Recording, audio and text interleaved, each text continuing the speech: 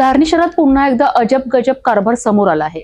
रस्त्याच्या कामाकरिता काम सुरू आहे असा फलक लावायचा होता, परंतु इथे तर चक्क सोलर लाईटचा खांबच उखडून आडवा टाकण्यात आलाय। हा निष्काळजीपणा आहे की प्रशासनाचा खेळ?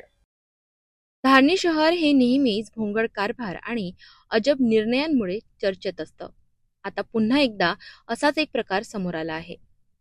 पोस्ट ऑफिस रोडवर सुरू असलेल्या रस्त्याच्या कामासाठी नागरिकांना सूचना देण्यासाठी काम सुरू आहे असं फलक लावणे अपेक्षित होते, मात्र ठेकेदाराने वेगळाच मार्ग अवलंबिला आहे। सूचना फलक लावण्याऐवजी चक्क सोलर पॅनल लाईटसह संपूर्ण खांब उपळून रस्त्याच्या मध्ये आडवा टाकण्यात आलाय।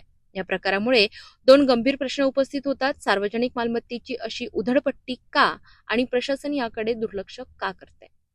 नागरिकांमध्ये यामुळे संतापाची भावना आहे, कारण अशा निष्काळजीपणामुळे अपघात होण्याची शक्यता देखील वाढते। धारणीतील हा प्रकार केवळ हास्यास्पद नाही, तर तो प्रशासनाच्या कार्यपद्धतीवर प्रश्नचिन्ह उभा करणारा आहे। धारणीतील हा प्रकार प्रशासनाकरिता डोळे उघडणार आहे की पुन्हा एकदा दुर्लक्ष होणार? असा भोंगळ कारभारावर कारवाई होणं गरजेचं आहे।